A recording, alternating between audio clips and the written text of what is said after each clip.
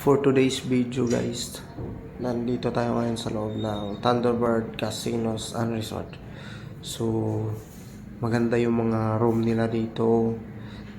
Bahay, pwede ka rin mag-ano ng bahay.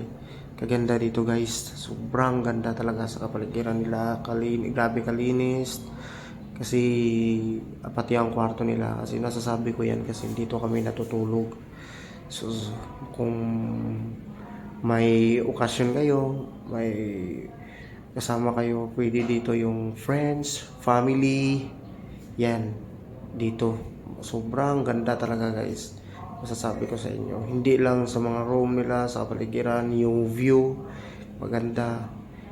Yan, grabe talaga.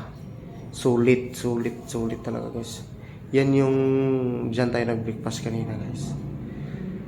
At saka ito, maraming nagpa-picture sa umaga kasi makikita yung sunset. Yan. So, thank you very much guys sa walang sawang sa pagsuporta sa akin.